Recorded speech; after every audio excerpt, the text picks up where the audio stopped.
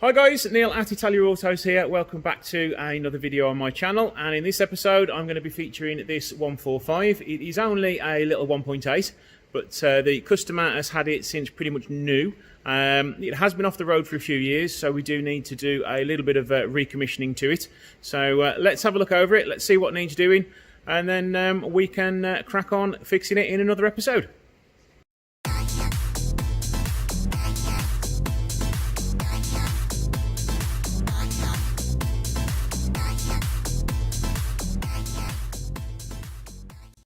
Now the customer is kindly letting me film videos on this while it's being repaired. So if I remember rightly, it's been off the road for about 7 years. He has owned it for a very long time. It's very much been his pride and joy because it was his very first Alfa. So we're going to take very good care of this one. It sort of may need a fair amount of work doing to it.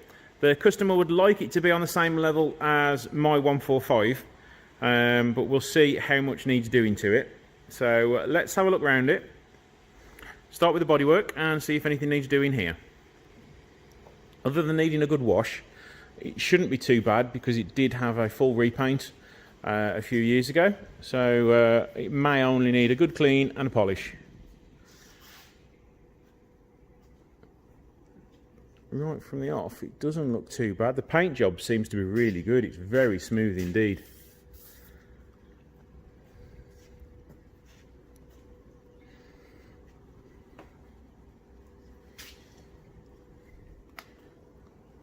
You know what? That is pretty good indeed. I'm glad this may actually be one car where I don't need to do any paintwork on it.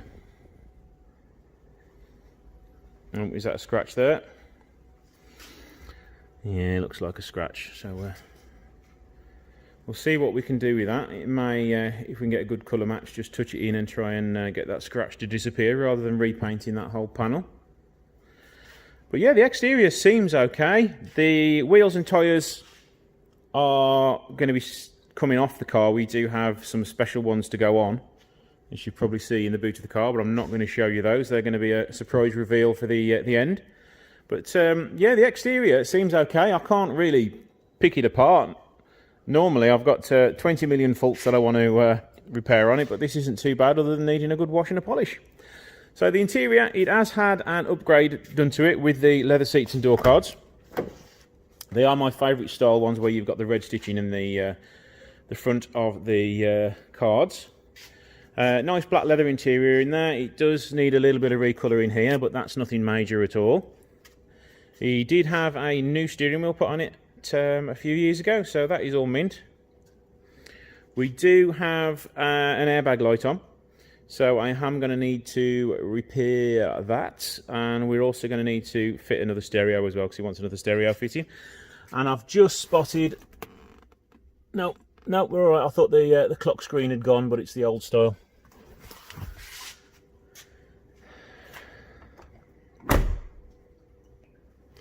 I did forget to mention as well, it's got a Zender kit fitted to it, which is also super rare. It is a genuine Zender kit. And one that you don't see very often at all on these 145s. Now, under the bonnet, other than being a little tired, it shouldn't be too bad. The request from the customer is to tidy up the engine bay, things like repaint the mounts, tidy up all the dust and things like that. Maybe recondition the top engine mounts. He wants the engine cover polishing up as well, and the details repainting. The only sort of worrying little bit I can see in the engine bay is the rust starting to form down here. So what we may want to do is take the engine out of it, strip the front end off, and repaint the chassis legs and also repair them if they need any repairs. The actual suspension turrets are not too bad because they are quite common for rusting through. And they've not been touched, so it is definitely going to be a reasonably conditioned car under the engine bay. We're also going to be doing a full service, cam belt, probably a variator as well, and once we get it up in the air we shall see what else needs doing to it.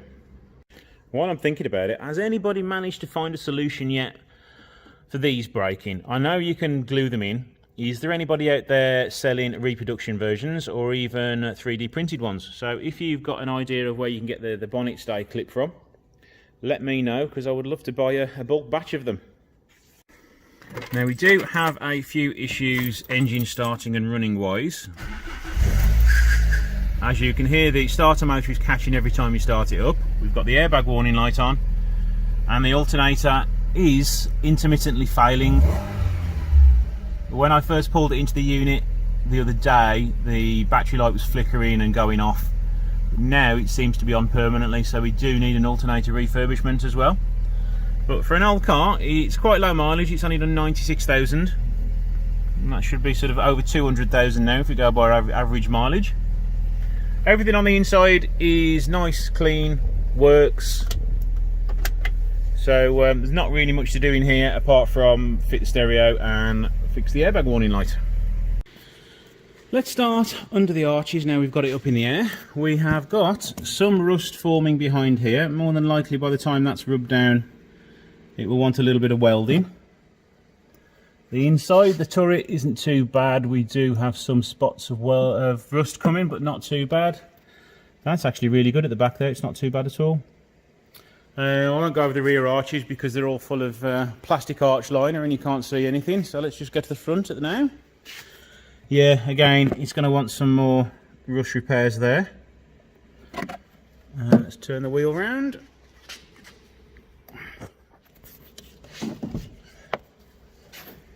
Okay, yeah, a little bit. That's where it normally goes, down there, and it's starting to go.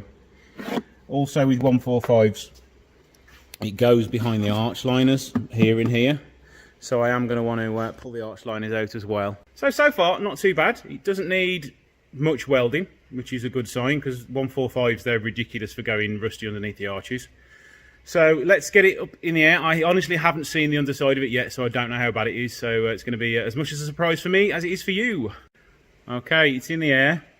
Try not to peek. Let's turn the camera around and have a look.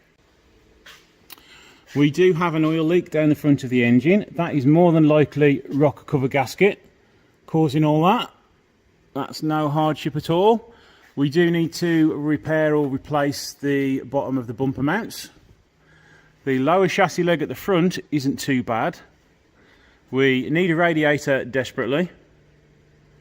We need a radiator support because it looks as though it's about to fall out and rust away.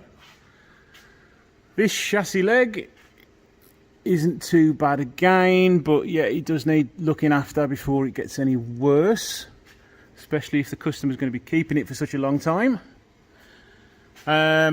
Just by the state of them, you're going to want wishbones and anti-roll bars for how much they cost, and if the engine's coming out, it's going to be extra easy to change them.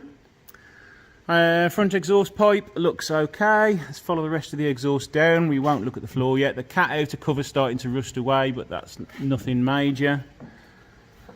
The rest of the exhaust is okay. Rear floor pan, yeah, we've got some rust coming here, but it's nothing I'd stress over. Rear chassis frame looks okay.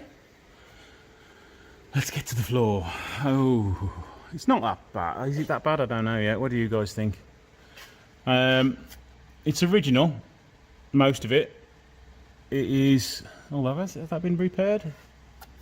Yeah, that's been repaired at some point in its life. I see some welds around there. So hopefully that will just want tidying up and a few welds putting in there. It's had a big patch here. Looks like they've done a pretty decent job. Well, we've got some, yeah, welding's going to be wanted all the way down here. So the interior is going to have to come out to repair that side. Rear floor, that's been messed with as well, so they should be okay to be rubbed down and repaired. And again, here looks like it's gone. Yep, that's going to be, let's get me poking device. So I've had a little prod around. We've got one hole here. So what will probably happen, I'll clean it all up and see how much needs repairing down to here. By the time I've got the wire wheel onto it, it'll probably be filled with holes, so it sort of won't repairing all the way along there down the front. And this side,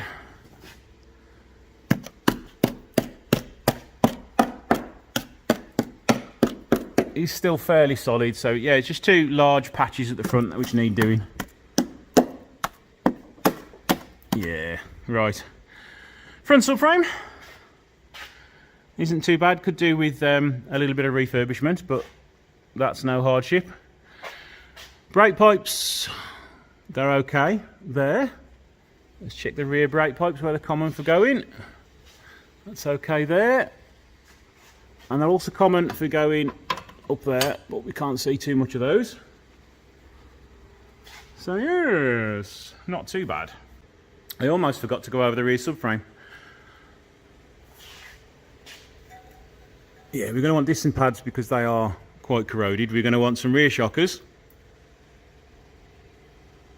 The subframe, although it's a bit manky, it will survive, but if it wants it taken off and refurbishing, that's something we can do.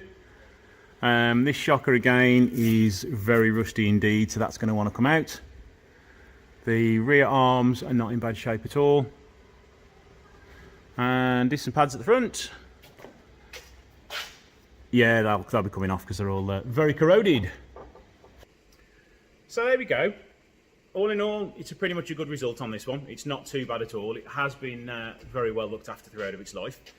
The floor pan is sort of the biggest issue, but in effect, the car just needs a light recommissioning. It needs the rust repairing on the bottom, and it needs a really big service and probably distant pads and some tyres and stuff. So in all, it's not that bad of a car. It's definitely one which I'd say without any questions at all, because I've seen some right states come in with loads of rust problems that they want repairing, but when they see how much it's going to cost, they soon disappear, and then it's gone forever from me anyway. So I'm going to have a word with the customer, outline what I've found. He's probably going to watch this video as well before I release it to you guys. So in the next episode, we'll be either removing the cam belt or tackling the rust or doing something anyway. So, but yeah, with this one, it's again another long-term project. So the customer isn't in any rush for it back, so it'll be done sporadically over the next few months, hopefully. But I am glad that it doesn't need any bodywork. So let me know what you think of it. Is this one of the nice 145s you've seen? Being a Mark 1 as well, it is getting a very rare car indeed. So we've got some Magneti Marelli pads and rear discs and Delphi front discs and brand new shockers. I am still struggling to get brakes. That's why I've not got a matching set of Magneti Marelli at the front. A lot of places tend to be out of stock when you want a matching set. So let's get cracking by stripping the tyres off, the brakes down and taking the shockers off. Off camera, I have just finished changing this side. Didn't particularly run into many problems other than a stripped bolt. But what I have done is put the parts next to each other, the new and old.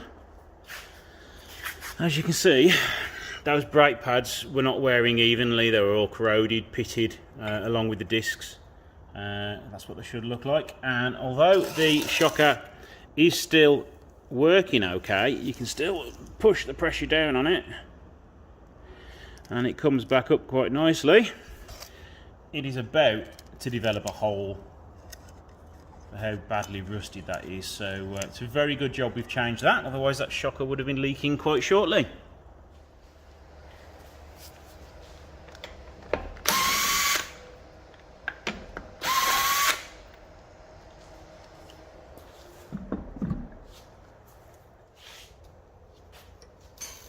Right, let's get his caliper off first.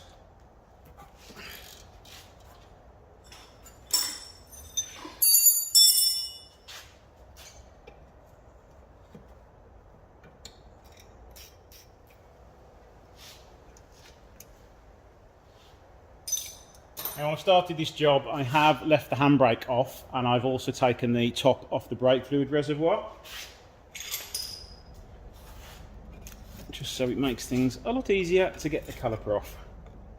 And when I bleed the brakes afterwards, I haven't got to worry about getting the car down from being on high in the air.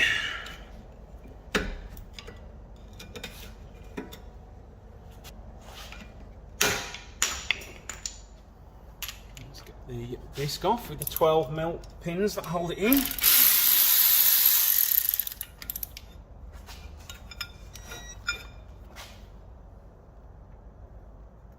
Would have been a good idea for me to have taken these off while the brake caliper was still on.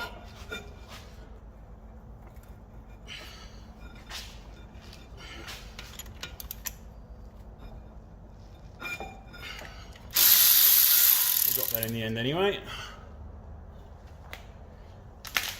A couple of little taps from the front should free it off. Pull it out.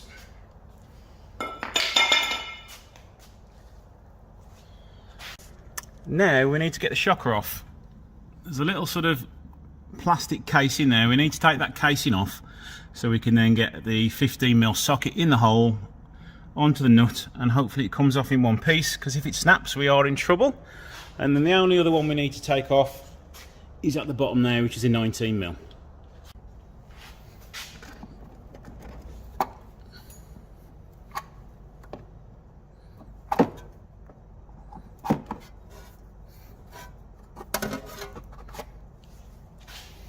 That just enables us to get the spanner in there a little bit easier. And when I did the other side, the nut had rusted quite a lot, so you couldn't get it on very easily.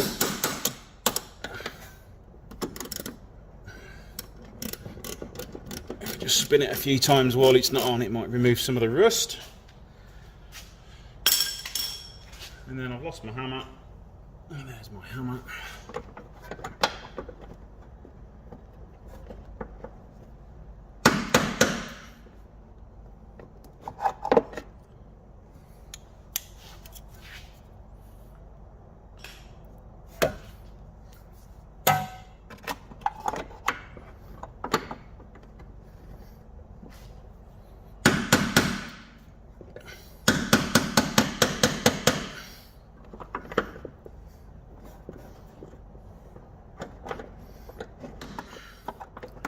Let's just pop a 16 on there, just to help get rid of some of the rust.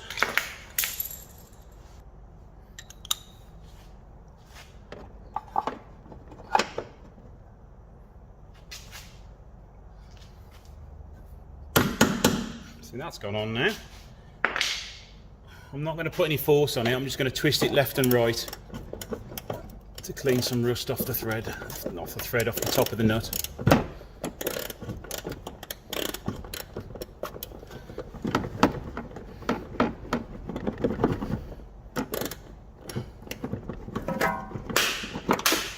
And be careful not to lose the socket in there.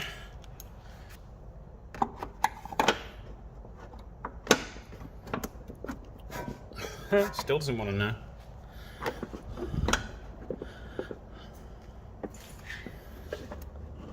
Right, I'm just going to move you out the way while I get this on and start on doing the thread. Right, I've got it on now. Just with the camera being out the way, I could just get it on a lot straighter, and a little tap of the hammer and it went on. So let's see if it will come undone without putting up a fight.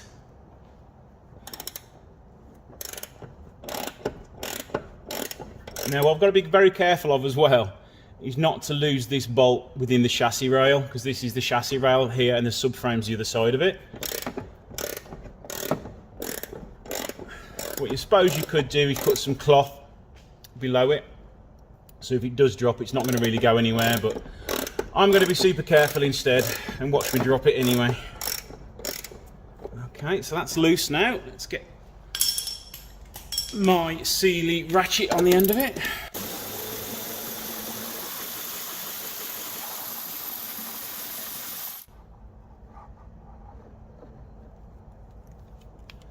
Okay, the nuts decided to stay in there.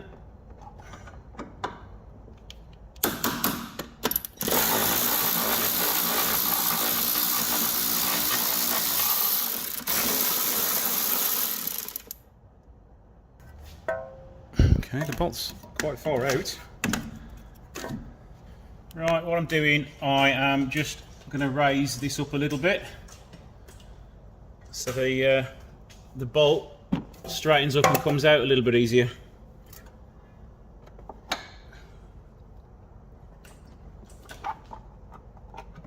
And there we go. As you can see, you've got a vast cavern in there, and if you drop that in there, you're never going to get that out.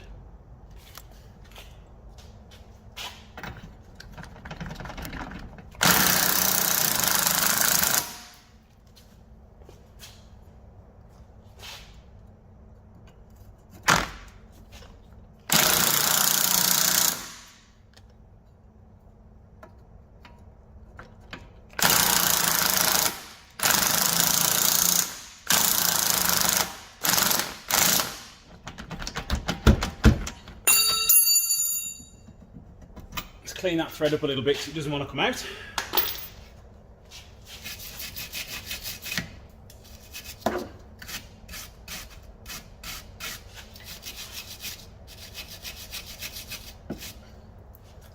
Now a little bit of release oil on that. Let's see if it wants to play now.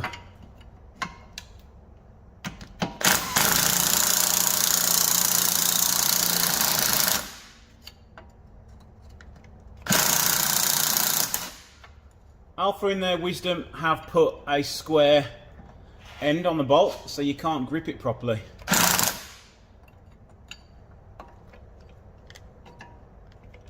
Let's do it up again.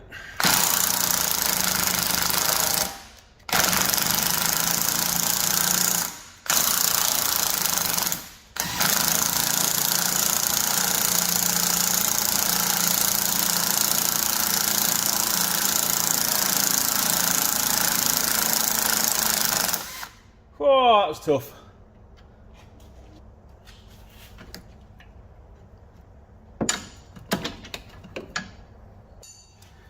This shock absorber isn't working at all, so I've got to pull it up with my hands, push it all the way down,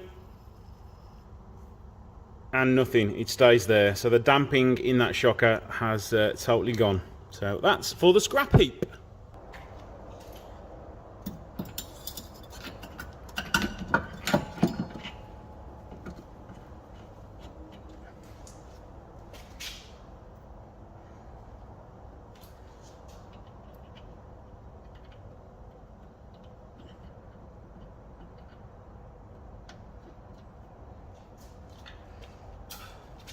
A little bit more lubrication to help it go back on.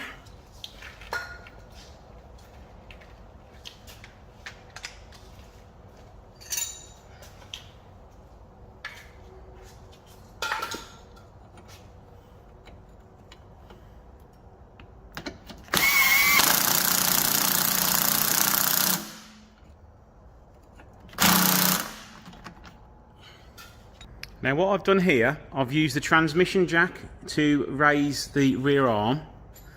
So the bolt hole through there, if you can see it, should line up. I don't think I can do both at the same time. There you go, look, just about, you can see that we're almost in line.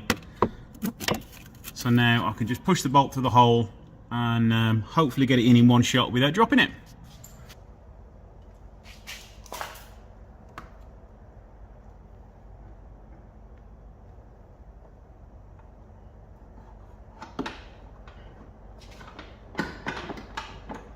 And that's not worked first time. There we go. More sockets.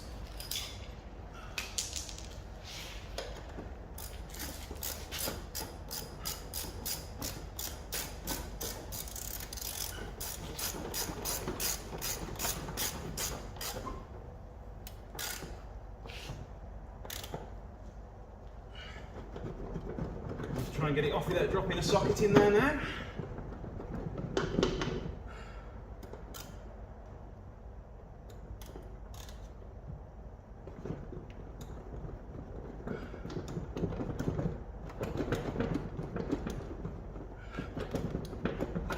There we go. Most nerve-wracking bit over with now. We can do put the discs back on, push the caliper back, and bleed the brakes.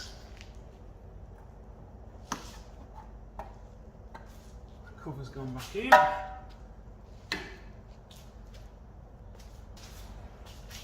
Now we need to use my brake piston pushing tool.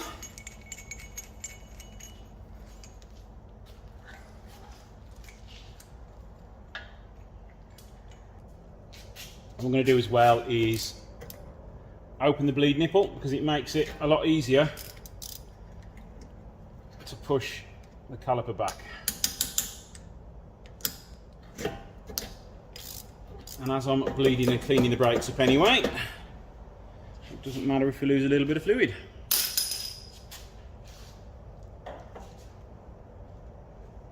These are quite hard to get turning.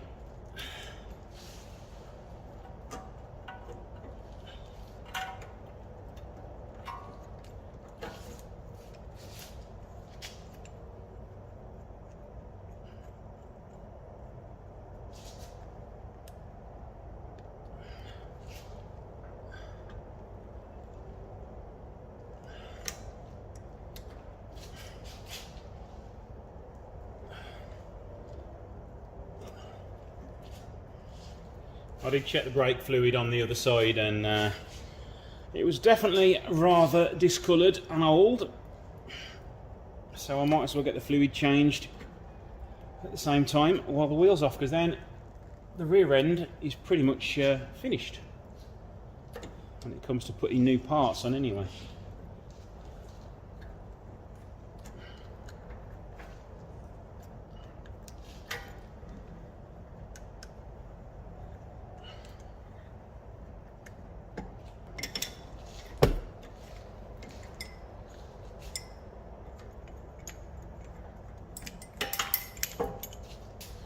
Close that bleed nipple up for now.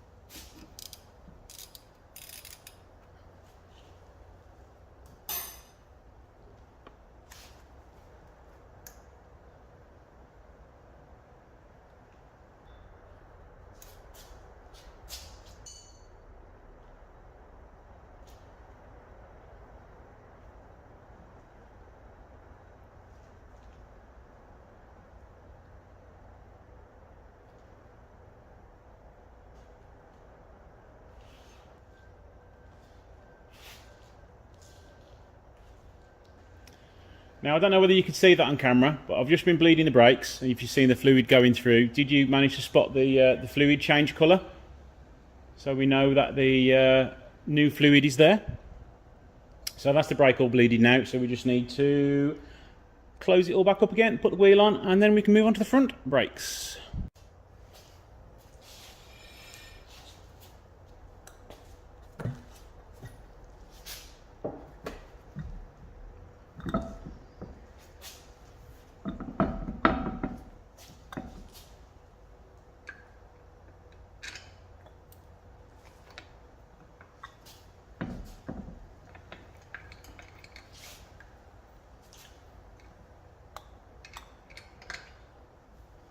.145 wheel nuts are a pain because there's no lip on the end of the nut, so it goes all the way in and you can't get it back in to the wheel very easily. You've got to push it in first and then turn it by hand, and hopefully it catches.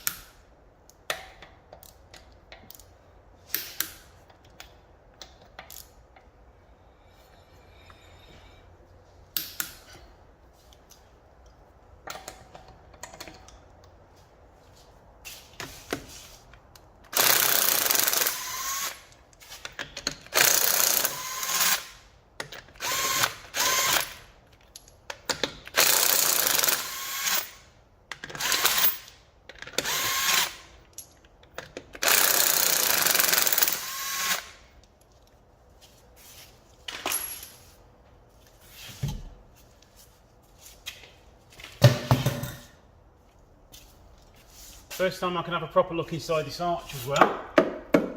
Luckily, it's still solid. So it just needs a little bit of wire wheeling, maybe a few little spots of welding to get rid of any holes. But I will take the arch liner out when the engine comes out, so we can check there's no rust holes behind here and behind here, like there most often is on 145s.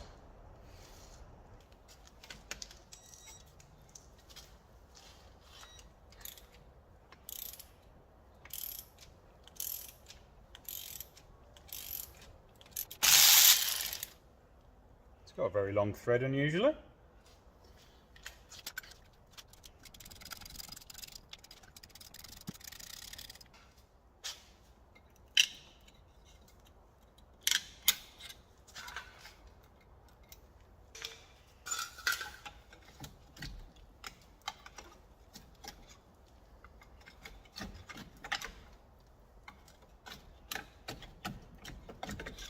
That's stuck nice and fast.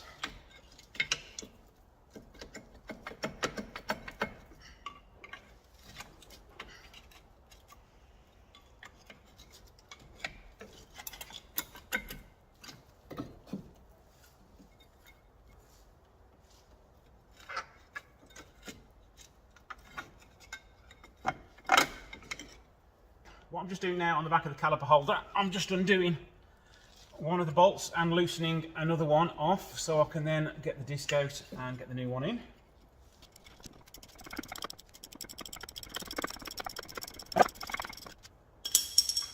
Now we should be able to get the disc out.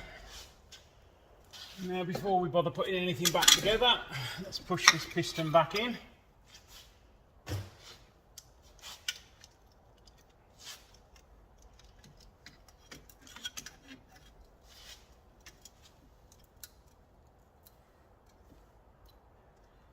I would if I could, but it's a little bit seized.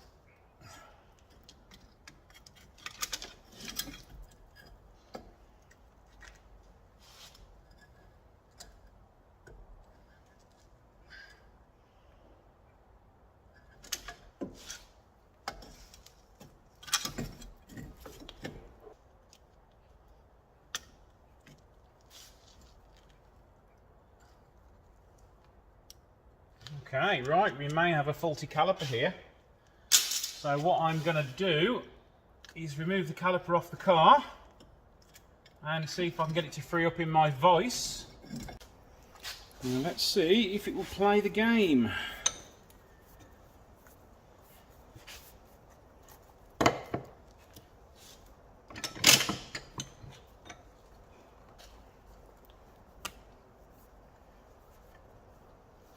Yep, we've freed that up now. We're making a mess everywhere, but at least we've freed it up. Right, let's get this back on now. I never bothered pinching the brake line off because we've got to drain the fluid out anyway.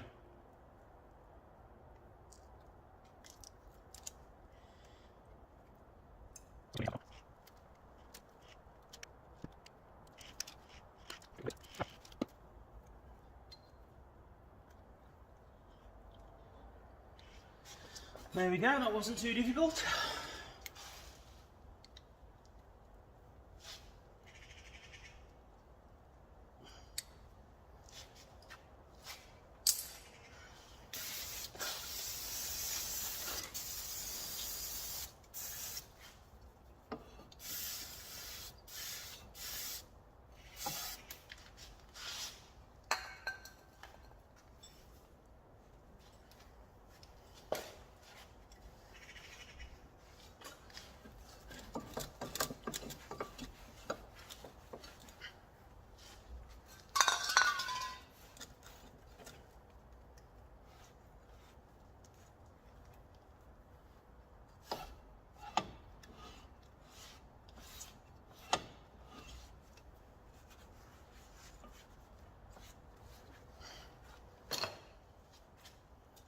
There's a wear sensor on this side only, I think, on this car, because it's only supplied me with one.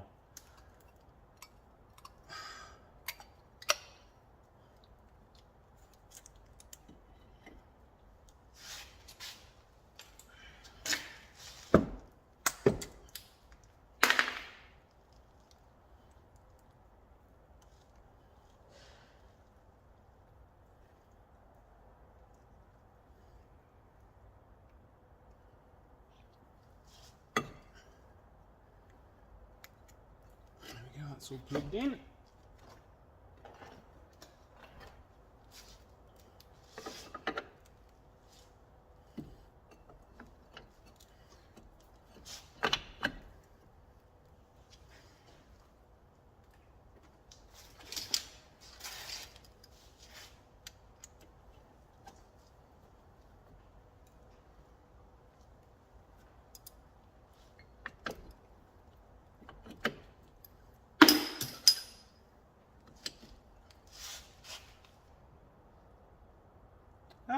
We have a problem.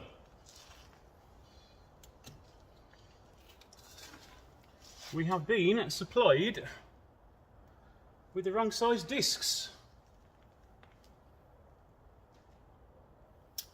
And I've only just noticed. Let's go grab one of the old discs. Yep, that's how big they should be. Oh. Blooming parts companies wasting your time. Right, let's get this all stripped back down again and then jump cut to the correct disc being fitted. Right, we're now 24 hours later and we have some new discs arrived. So let's open them and make sure they are the correct ones.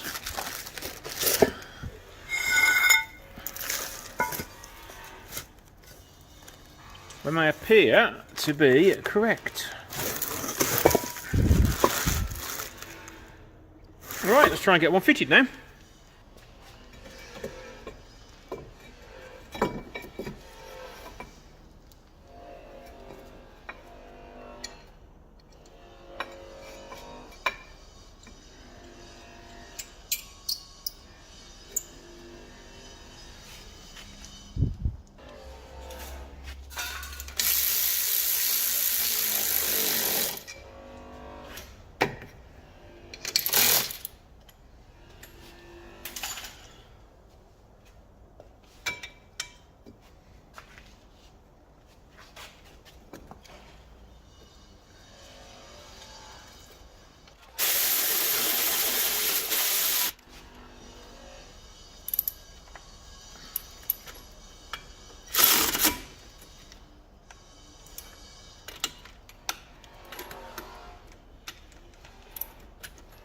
That looks a little bit better, doesn't it? It actually fits the carrier now.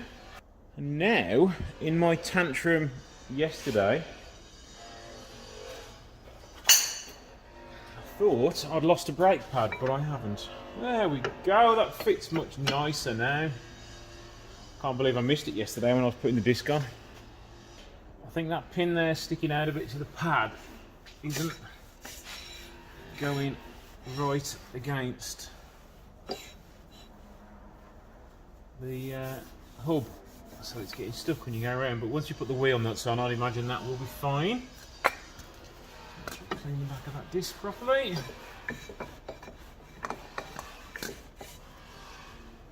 Covers back on.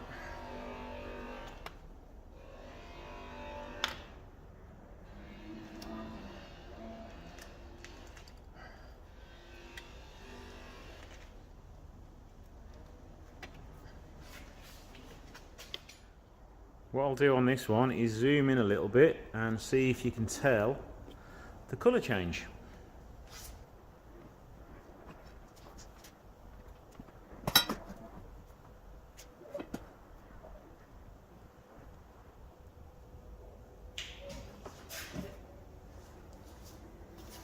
That looks a bit clearer.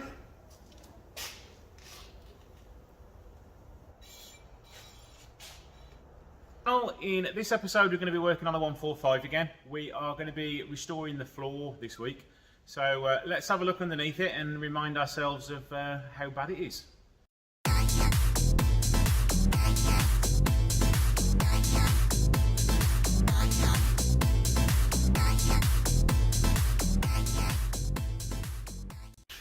Let's start over on what I think is the worst side. It has had some repairs done here, and it's also started rusting again. It's also had quite a large patch there, but as you can see, it wasn't very well treated. So what I need to do is wire wheel everything down, including this bit along here. And I think we're going to have a big hole there. I'm going to have to rebuild the side of the sill. But first of all, let's get the wire wheel on the whole floor and see how many holes we can make. Right, goggles and cap on so I can stop getting some crap in my hair as I'm working. So let's just clean up from the back to the front and see how many holes we are left with.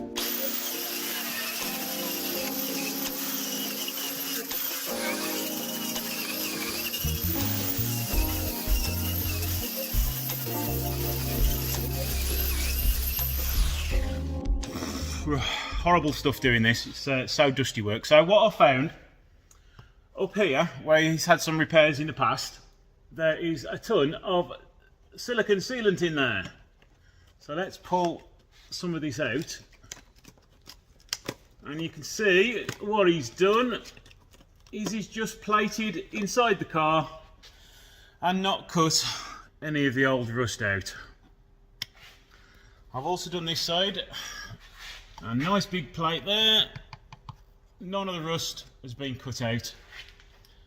The plate I've cleaned up here very roughly. We've got a new hole coming in there by the look of it, but that's easily repairable. And on the floor down here, if you can see that, we've got holes all the way down there. Oh, right, just had a wash to get rid of all the dust and dirt off my face. I've cleaned up this part as well. It's not as bad as the other side. I can't get to here just yet because the ramp's in the way.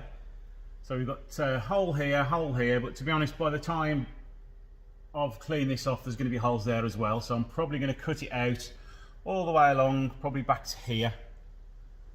And this side, yeah, I'm going to have a word with the customer what he wants to do, because it's all going to have to be undone. I've got to strip the interior out and have a look at how much of a job he's done welding it on the inside. But as he's done the same on both sides here, it's very much a crappy bodge of a repair. So if at any time you have to get welding done, ask the question of, are they going to cut the old weld out, or are they just going to weld a plate in, which is just stupid. Doing that, you're not stopping the problem, you're just making it worse, because water's going to be all getting in here and it's all going to be rusting underneath it still. This doesn't look like too bad of a job here, but when I take the interior out, is all the old rust going to be the other side of this as well? So the job I need to do now is take the interior out and take the carpet out and see how bad it is on the inside. Hopefully I can just lift the carpet back to the middle of the car, so I haven't got to take the central tunnel out and remove all of the carpet, but at least the seats are going to have to come out. So right, let's get cracking on.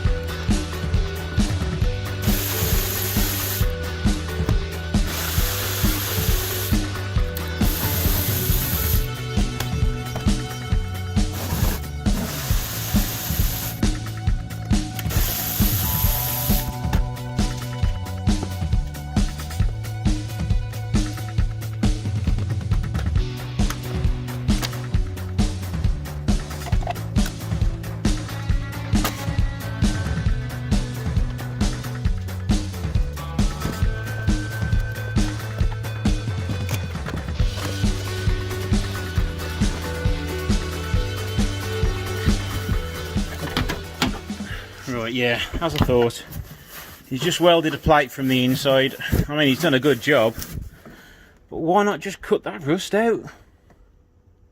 And then you've got the holes here, so we're going to have to strip the front out as well. I think I'm going to have to get the carpet out as well.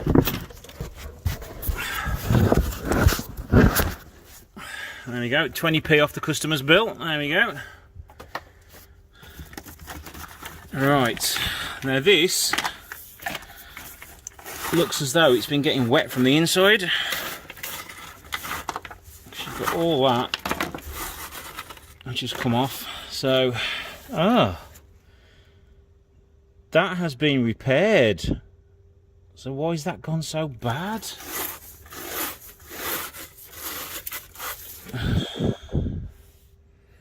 Right, I think the best thing to do is remove the rest of this carpet. Or can I get that back there? Right. Nope, we might be alright.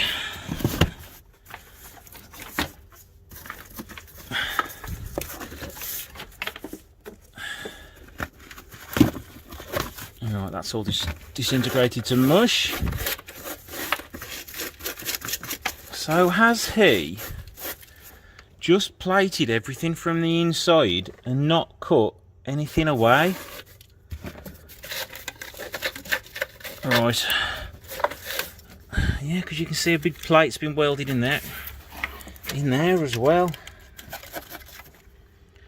Oh, I hate it when people start working on it first and make an absolute mess of stuff. Right, let's clear this crap out of here and I'll have a look around the other side as well. So jump cut to a little bit later on.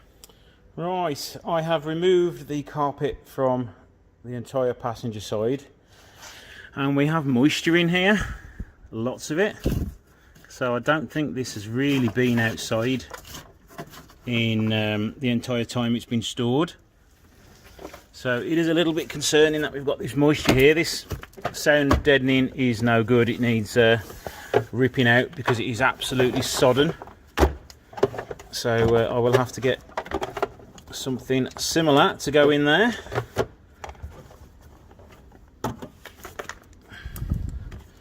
So that would explain why the car's rusting.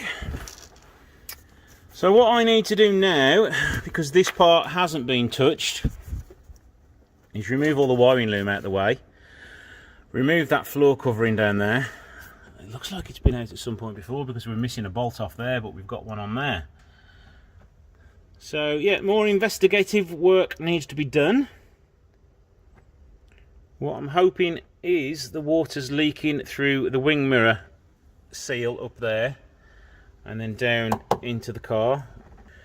Right, a bit of an idea where the water might be coming from is if you look there, you can see a line where it looks as though water's been running in.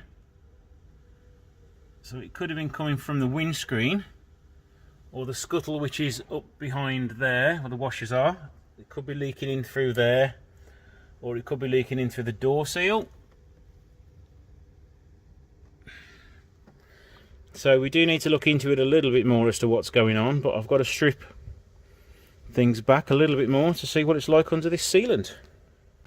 Right, being a busy boy, I've been drilling out the spot welds, cutting out the rust. I've grinded away a little bit more to clean up the area. I've still got some more to do. I can't get to that part on the ramp, so I'm going to do that bit after.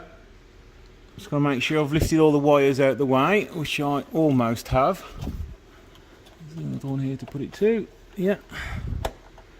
So then we can safely weld that up. What I've also been doing off camera is I have sandblasted the fuel tank straps and painted them, so they're all done now. I've got some brand new metal to cut out and shape to the part which I've cut out. So let me cut out this metal and then we can start welding it in. Right, just been busy making the patch panel for it, and we're almost there. I do need to just cut out a little bit more there so we can fit it in nicely.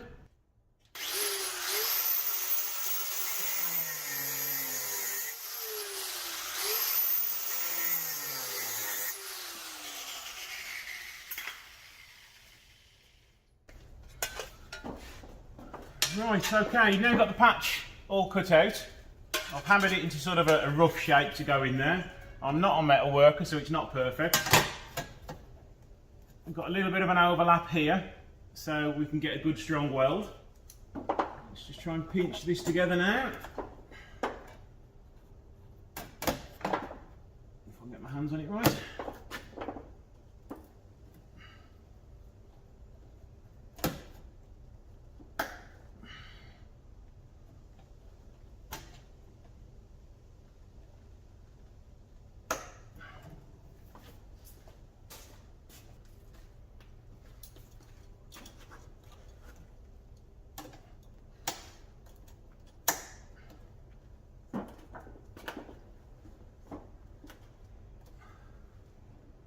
couple of welds here, a couple of welds there, and then I can hammer that up to be flush with the rest, and then I can tack this in last. So I can bring, so what I've had to do, I've had to hammer that across there, and then I'll hammer it back once it is all ready to be welded, and then I can hopefully have a nice straight line.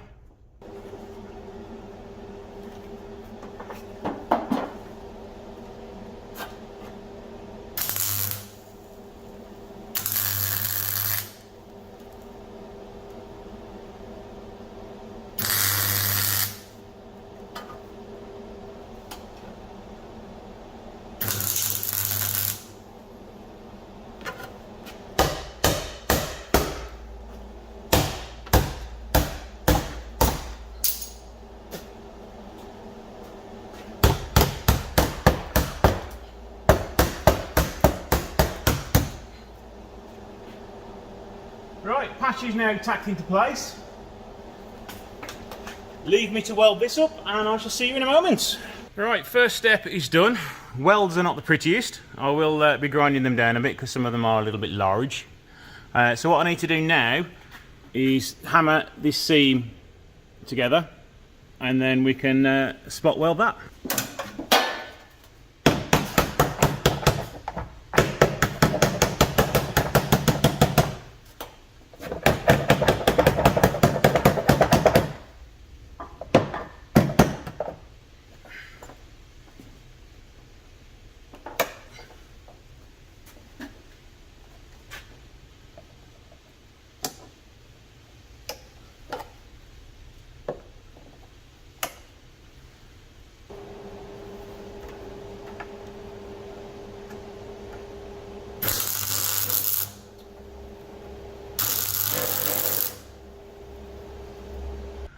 There we go. I have ground down some of these welds a little bit just so they're not huge anymore. As it's the underside of the car, it doesn't really need to look too pretty. Spot welds are all done along here. Again, not the prettiest, but they're all going to be hidden behind some seam sealer like they are originally from the factory. I now need to go to the other side of the car and do a few spot welds from the inside. So it was all done as to factory. Right, what I've done now is I have covered the welding areas and the new metal I've put in something called Omnicoat. This is what I use once I've welded or once I've done any metal work on bare surfaces. This will protect and also convert any rust particles that are there. So once this is dried, I will still give it another coat of acid etch, and then I can put some seam sealer along the joins and back along here to make it look like it did from the factory. So we need to give that a couple of hours to dry now. So join me in a minute when we'll put some acid etch on there. While I'm waiting for that to dry, I've decided to cut this panel out where it was all rusty. And yeah, you can see he's just welded a plate straight over the rust. So what I'm going to try and do now is sort of make it match a little bit better. I'm not going to take his welding out because, you know, he wasn't a bad welder and he's done everything right. He's just cut a corner when it comes to making it right. So if I hammer all these edges over, and then if I weld it from this side as well, it will look one hell of a lot tidier.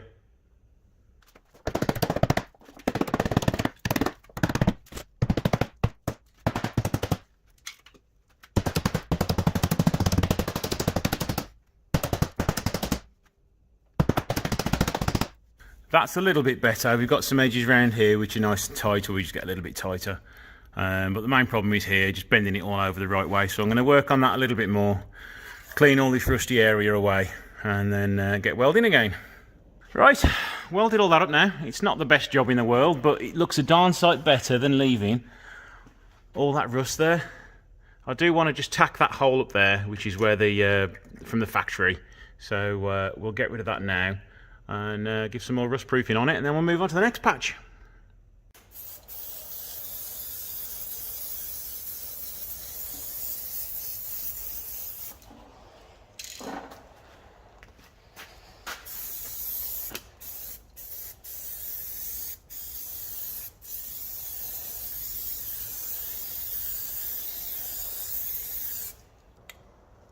Final stage is just to cover up this seam here with some seam sealer.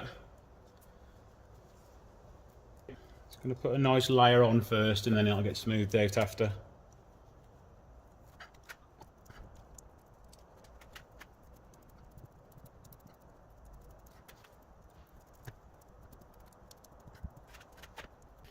So as I ended the last video, I'd still got some more welding to do. So what I've done off camera is I've pretty much finished all the welding. There was that one area on the driver's front which was really quite bad, so I had to rebuild quite a lot of that. So let's have a look at the floor now and see how much better it looks. So let's show you the underside now, what I've been doing. This side has been fully treated now. And this side, all the rust is gone. Pretty much from here forwards, I have got rid of all the rust, treated all what was left, and acid etched it, covered it all over, welded where it was needed. So all this area here, you can see it really well because it's a bit dark, has all been replaced. The rust was actually quite bad and it was all into the inner chassis. So it all had to be cut back right the way to here, all the way along the jacking point sill along there as well. So we've actually 3 skins. So you've got the floor skin, inner sill, the sort of the chassis rail jacking point area, and this part along the front here. It was all in rather bad shape, so it's all been cut out, welded in, no rust left there whatsoever now. So we are pretty much done on the welding. I would like to think these parts around here won't need much doing, but say it's all coming off again, even the brakes are coming off again. So I can get all the suspension out and everything and get this front end pretty much rust free, or the best that can be done, without sandblasting the whole thing. I'm a little bit concerned by that amount of rust up there. Now I've got the arch liner out, I can see it a bit further. That is sort of one of the worst places to weld, especially if the engine was in. So I am quite glad that it is coming out. So first job I'm going to be doing, I'm going to be removing the front bumper. I'm going to then move on to removing the subframe, front part of the exhaust, and then we can start removing stuff from the engine bay so we can start dropping the engine.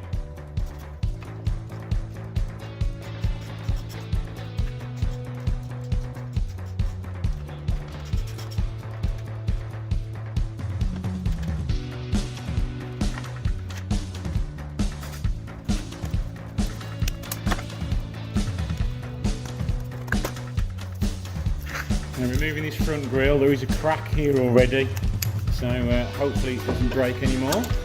Looks as though somebody had over-tightened the bolt. I have loosened it off a little bit, but the bolt is still very tight indeed.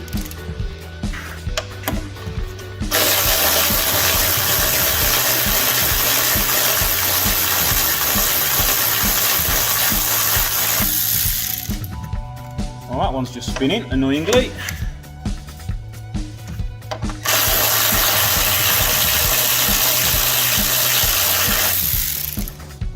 Oh, the joys.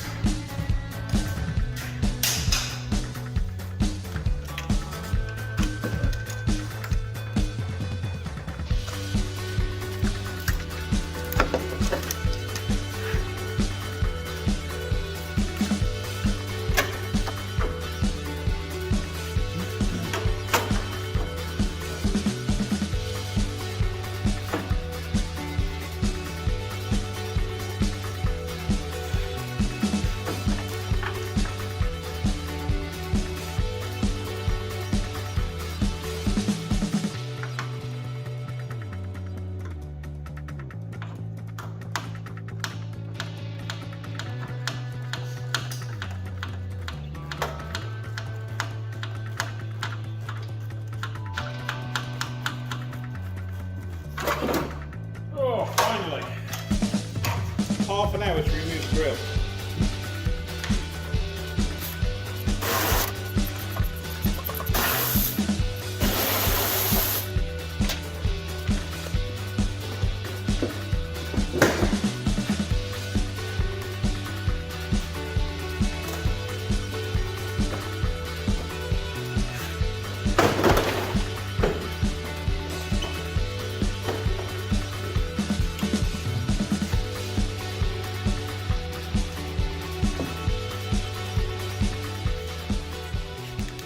And now we can see how bad that radiator was. I'm surprised that's still holding water.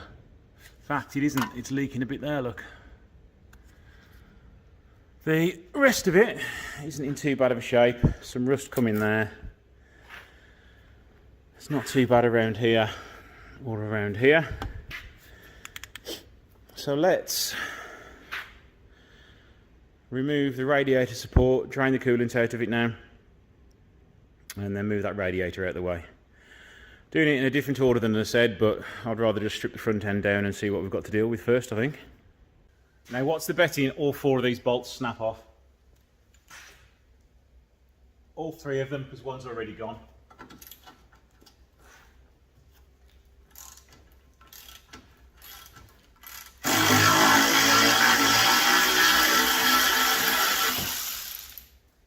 That's one. And there is only 2 bolts holding this in, so getting rained on by rust.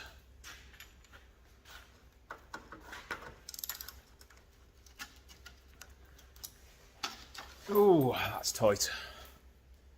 Oh, that I'm pretty sure is going to snap. Oh, it's moved so far.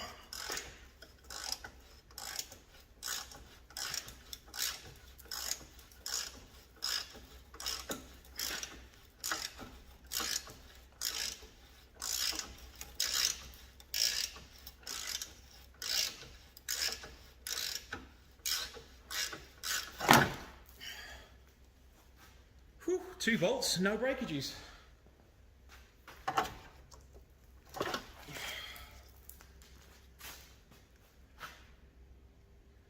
Just a little bit rotten.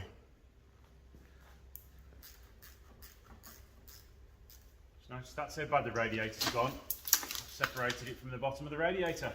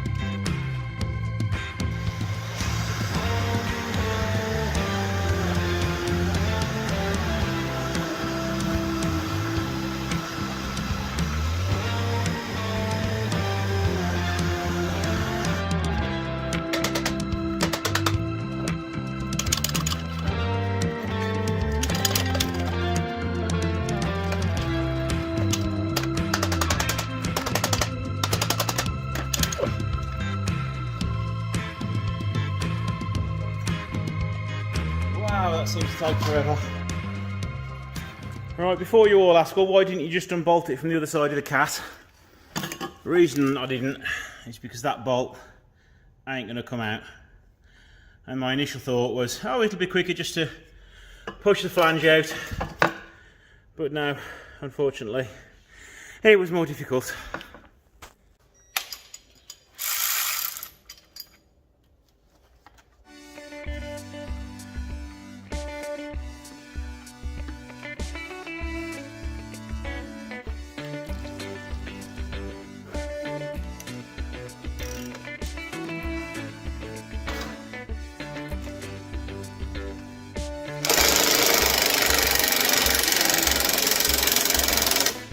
I think my battery's gone flat.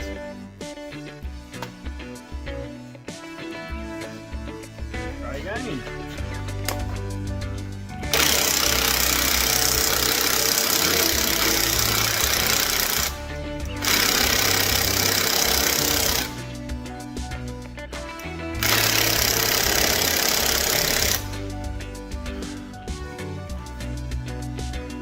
seems that every single bolt on this car is fighting me. I've been working on this for what, 3 hours? And I still haven't even got the subframe off.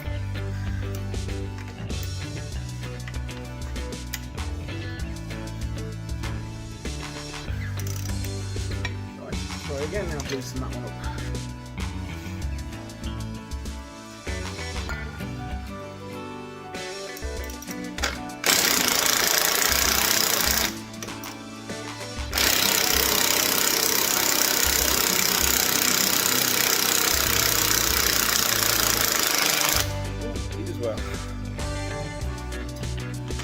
I'm going to have to order some new bolts for all down here though, because they're all a little bit manky.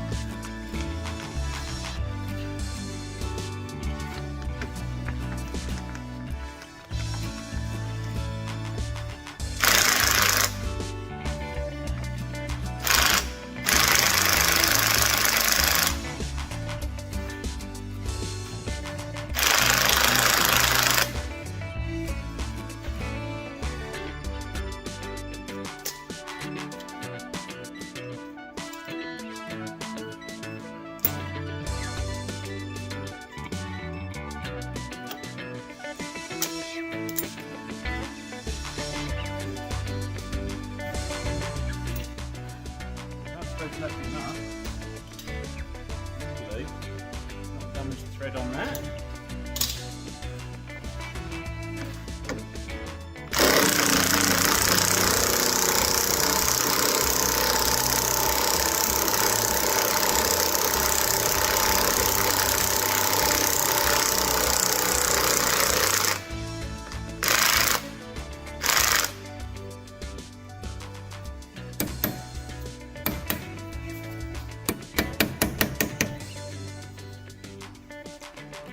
Quality tool.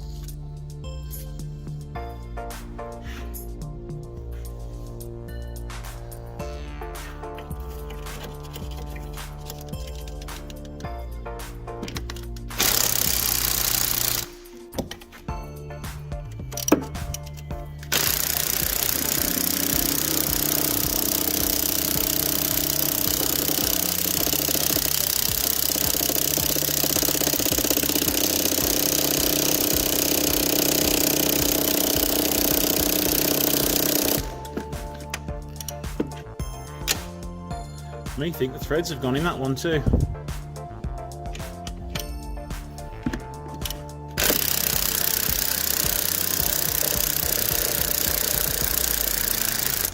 Nope, there we go. This other bolt is a little bit more difficult because the ABS sensor's in the way, so you can't get your gun on it.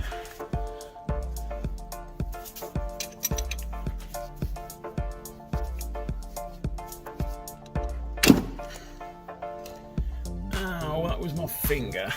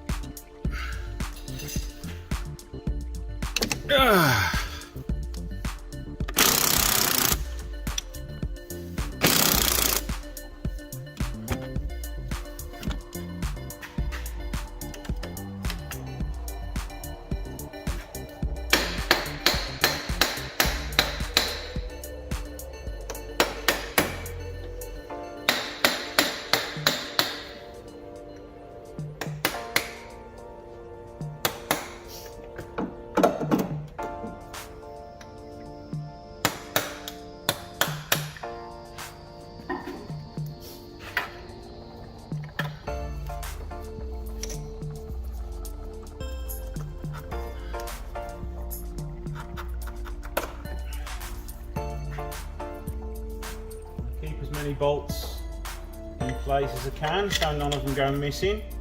I do imagine this shock wheel is going to get changed, but at least it's in the right spot at the moment. I am losing my mind. I have just literally finished using my hammer, been over to the workbench, came back, didn't take my hammer because I knew I'd got another one over there, and it's disappeared. So let's play Find the Hammer.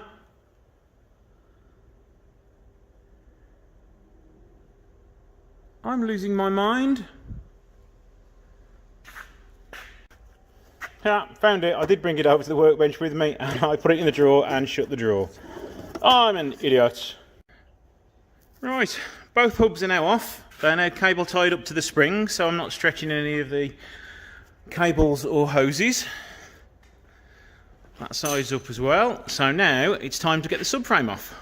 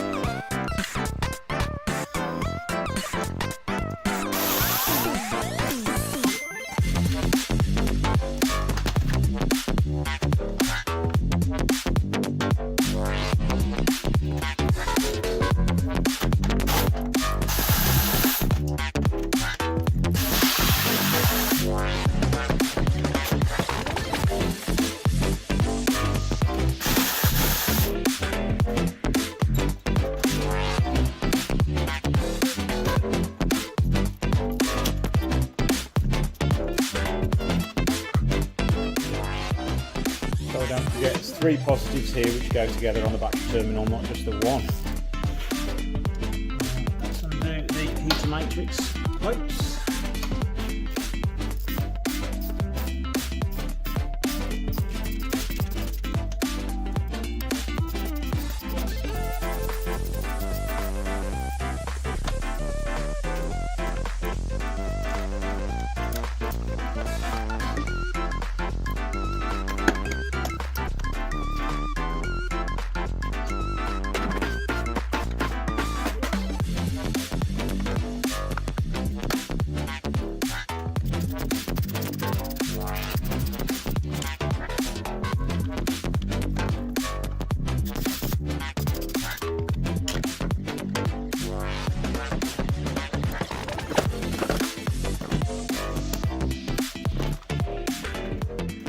Right, we're almost ready to drop the engine. All that's holding in it now are 2 engine mounts.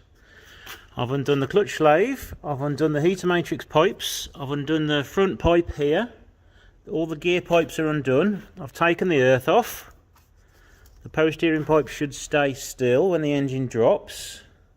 There may be a few more to undo around the back of the engine. I can't remember on these phase 1s how much you've got to undo. I think I've got to undo a few here as well, so we'll undo those and then get it up in the air and start dropping the engine. We've just got a few bolts to undo on the 2 engine mounts, 6 bolts, and we're ready to drop it down.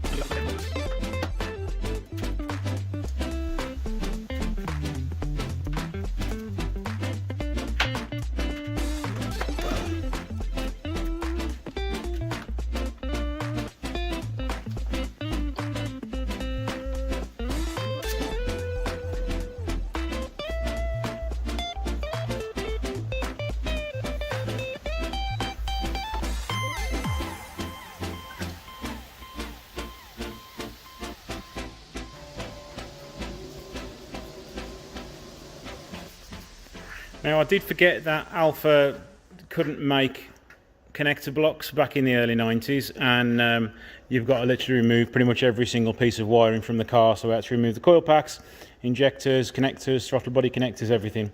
So everything is all separated from the car now. So let's have a look in the engine bay. Now, crusty rust to get rid of all here, which isn't too bad. Underneath here is in need of some TLC. Fingers crossed it won't need much welding. There's a little bit missing around here, but we can live without that. It's not structural. All the parts behind here are not bad at all. That's sort of the worst sort of crusty bit on the front slam panel, but it's not that bad at all. We can treat that while brush it down. And onto the other chassis leg. Again, not too bad. It's all been caught in time. It's just down here is going to be the awkward bit, because I'm going to have to take a lot of stuff off, which is always fun.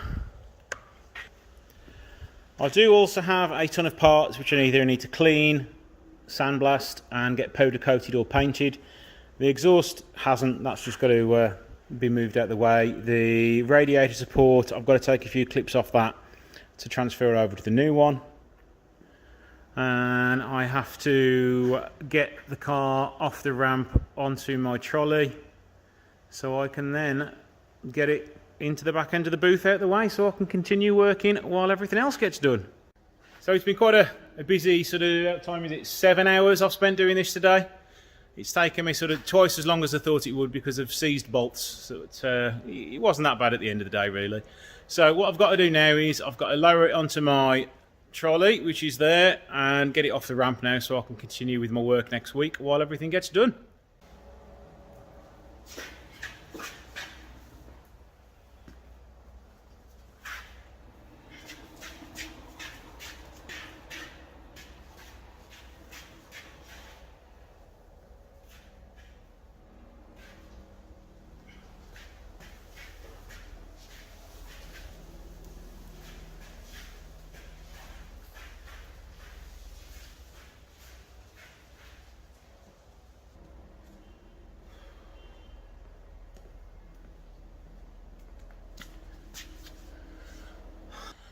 So there we go guys, dirty face, overworked, out of breath. Quite a productive day so far. So what I'm going to do now is leave you guys here. I've probably got more than enough to edit now and put together for you guys to watch in a video. So what I've got to do on this is strip out everything from the chassis legs, so like the water bottle, the coolant bottle, the top engine mount. Got to take the suspension out as well, strut bar off. I'm probably going to have to remove the ABS pump. Don't really want to do that because they are a nightmare to get off, especially with all the brake pipes. Move all the wiring loom out of the way, take the airbox off. I'm probably going to remove these headlight support units. They should come off relatively easily because there doesn't appear to be much rust there. And then it's get the wire wheel on the underneath and all the rust and start to get rid of it all. I have then got to replace these bad boys down there. So I've got a busy day ahead. I've also been busy prepping some rusty parts. So this has all been sandblasted, if you remember how crusty that was. There's just a little bit of crust still left there, but that's nothing to worry about. It's all been rust treated. This is now acid etch primer. So I'm going to give this a few more hours to dry. Then I can put a nice glossy black coat on it with a nice big thick coat of lacquer.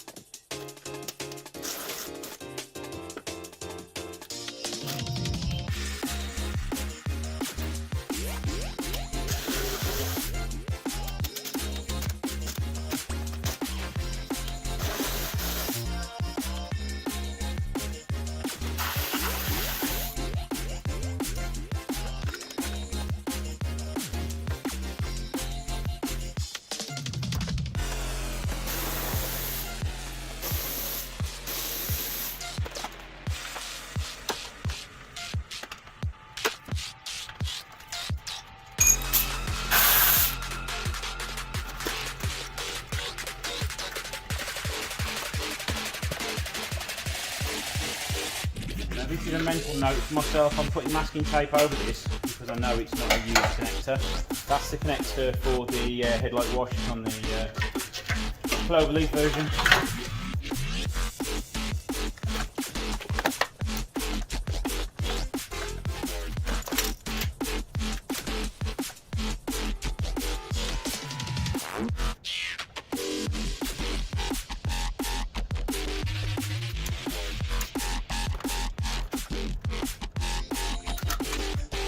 Right, everything's now off the front end, all the wiring looms out the way, all the clips have been removed, the wires and the pipework down the back are all loose so they can be moved to one side. ABS pump has been removed and all the brake pipes can all be moved to one side. I am just letting the brake fluid drip into a bucket at the moment. So yeah, we're almost ready to start grinding it back and seeing what we're left with.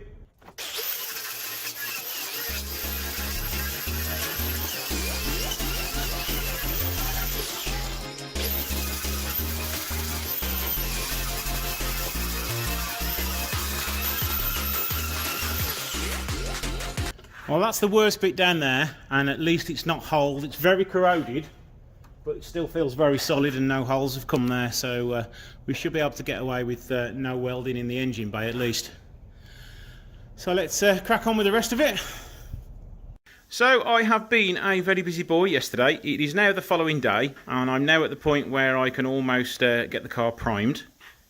I've got all the chassis legs prepped as far back as I can go. I've tucked all the engine loom into the centre of the bulkhead so everything can be kept out of the way. Still got a little bit of prep work to do, a little tidying up with the masking and things like that, and then we should be ready to slap some primer on it.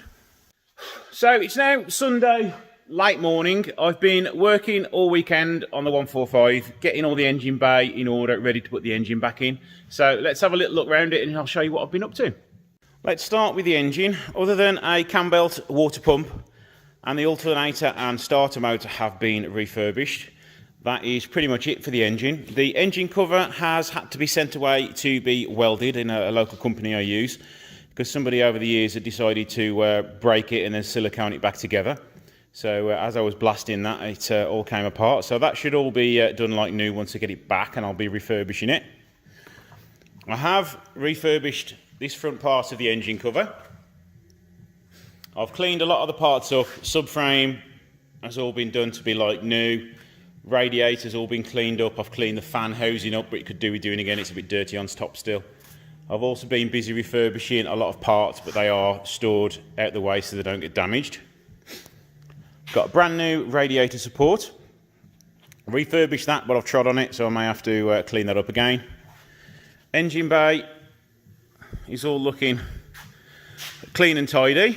So it's a little bit dusty from all the work that's been going on during the week. Tidied up all the wiring loom. I've put all the wiring loom back in place. I've refurbished the top mounts. So I've refurbished the engine mount. I've refurbished all the bolts. I've cleaned all the wiring loom up, so it's all looking nice and clean now.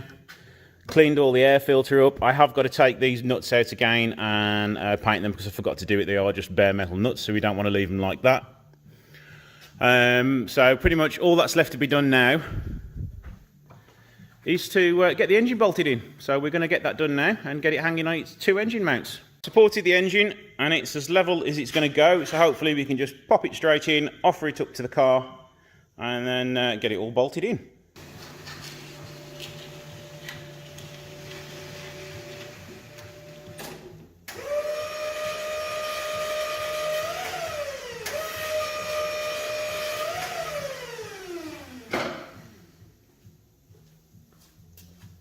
First job I'm going to do is plug in the power steering hose, because if you leave that while the engine's up top, it's very difficult to get back in.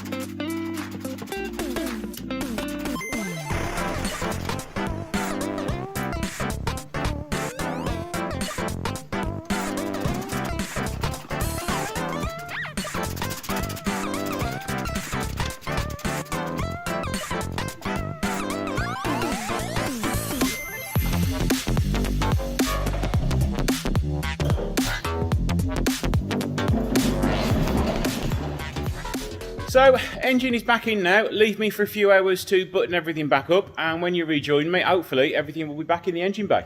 Right guys, we're back. It's a few days later. I've managed to put everything back together. Last job for me to do is to put some coolant in it, and then we can give it its first start, and hopefully it runs again okay. There's no reason why it shouldn't do, because it's only had a cam belt put on it. The only other worry is sort of the accelerator cable. As it's a cable, they are a little bit of a pain sometimes for the idle once you restart them up, once you've reinstalled everything. I do still need to clean up a few bits on the engine bay, and I've also got to give the full car a full good wash and polish. I did speak to the customer about refurbishing the rest of the engine or anything else he wanted doing, but he just wanted the rocker cover doing, so that's why nothing else has been touched other than the engine bay itself. And I think pretty much every nut, screw and bolt has either been replaced or cleaned up.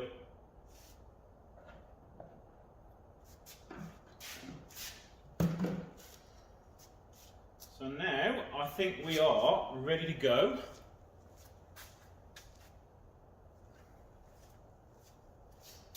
Check the oil level still. Spot on. Right, fingers crossed.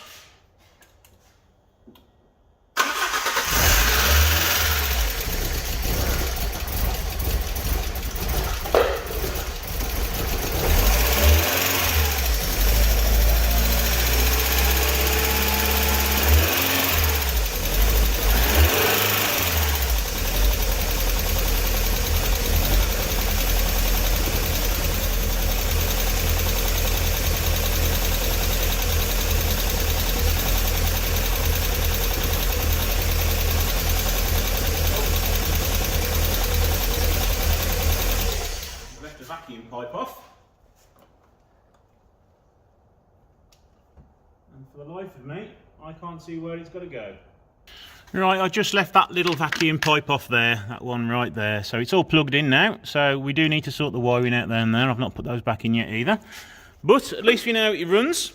Let's just start it up again.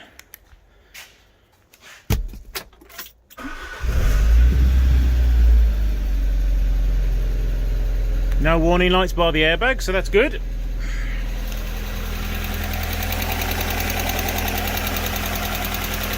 Let that get up to temperature now, and we are ready for a little test drive just to make sure all the nuts and bolts are tight. It's now about 5 minutes later. The car's warming up nicely. The little tick that we had from the top end was just a sticking hydraulic lifter, and that is nice and quiet now. So we're going to get it outside now, give it a wash, and on to the next stage, which is the bodywork. Well, these old cars do like to try us. After having quite a successful startup, the power steering pump has decided to fail.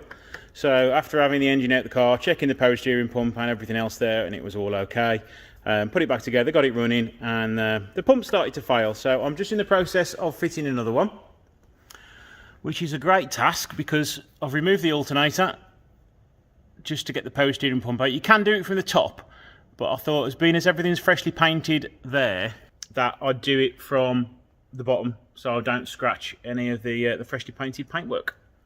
While I'm waiting for that little touch up to dry, I've been polishing the car. I've started with the roof, and as you can see there, the right hand side of the bonnet has had its first pass of a good thick compound, and the left side hasn't. So let's crack on finishing the roof. So guys, it's been a good few months in the making, but I'm finally here. I have finished the 145. It's taken, what, 4 months? So it's taken quite a bit of time, but there was one heck of a lot of work to do. So let's have a walk over the car now, and you can see the completed car.